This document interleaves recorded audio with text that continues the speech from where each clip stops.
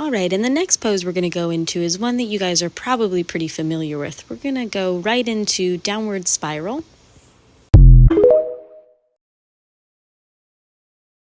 Little girl gon' got the gun from a gangster. Run, little girl, bang. Hustle. I didn't quite hear ya. Mess with the wrong bitch in the wrong era. I've been a work and I got my badge of honor. Honey, I've changed so much since I last saw ya. Hands on my head, help every day. You ding ding, hold my earrings for my debut. Cause I pack a punch backed into a corner. Come at me, don't tell me I didn't warn ya.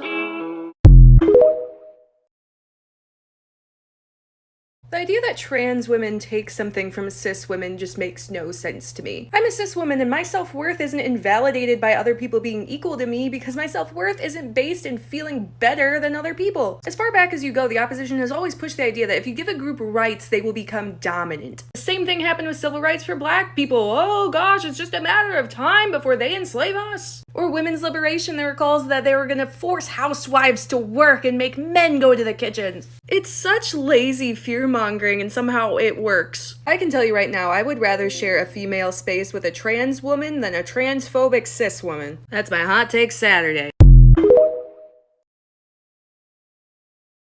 Breaking news from Missouri, and this time it's good. The Missouri Supreme Court has ruled in favor of trans rights activists in a court case against the unelected Attorney General's emergency order restricting gender-affirming healthcare within our state.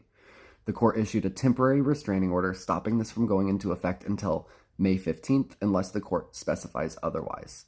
They also announced a hearing on an injunction on May 11th at 1 p.m. An injunction could stop this order from going into effect permanently. So we need to continue to track this issue, but this is a huge win in Missouri. Gender-affirming healthcare will continue to be accessible until at least May 15th, and most likely beyond then as well. You literally have no idea what you're talking about. I find that hilarious, to be honest. You do know back then, the biblical times we're speaking of, they weren't speaking English, right? Grammar existed, but the pronouns you're mentioning are different. Because it's a different language. But I'll inform you, this is a good education moment. Outside of the he, they, she of English, there are 8 different sexes, some argue genders, in the Talmud. So back then, in the Hebrew, it very much did exist, and there were more random-ass things. I don't speak Hebrew, ignore my pronunciation, but we have Zakar, Nekava, Androgynos, Tumtum, Alneit Hama, Alneit Adam, Saris Hama, Saris Adam. But stay mad at English grammar, babe, because that's like the most important thing in the world right now, yeah. Good news, because Biden's administration is finally doing something about all those anti-LGBTQ laws coming out. Unfortunately, they're only suing Tennessee so far, but it's a step in the right direction. They point out that the law allows for cisgender kids to go through the same procedures, the same medications, the same everything, and thus it is a discrimination law, because the only people who can't do it are trans kids. Governor Bill Lee has his head up his butt because he's still holding to trying to prevent children from making permanent decisions. Then why are cisgender kids allowed to do things? So now they're going after Tennessee. Great, 1 state down, only a lot more to go. VA in Florida kicked trans veteran from the bathroom. What do you mean the government, what you said? Huh? What do you mean the government said what?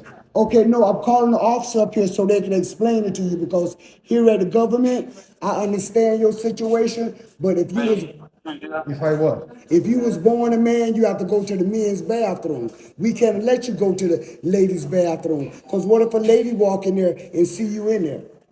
So I'm going to, like I say, don't shoot the messenger. I'm going to let the officer talk to you. Yeah, so she said she don't want to get in trouble by her supervisor. But Exactly. He went on in there anyway and went to the bathroom. But what if it was women in there? See, and that's what I'm trying to explain to him. Excuse us, we need to go through.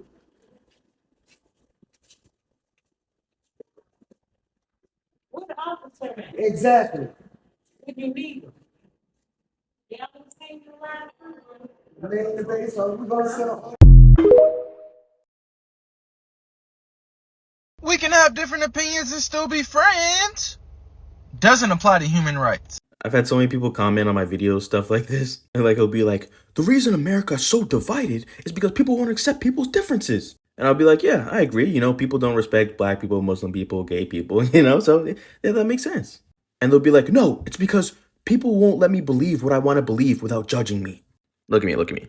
If you believe trans people shouldn't exist on the face of the earth, we cannot be friends. I'm sorry. Your beliefs and pushing your beliefs are getting people murdered. Like, young black men who look like me are getting murdered by the police all the time.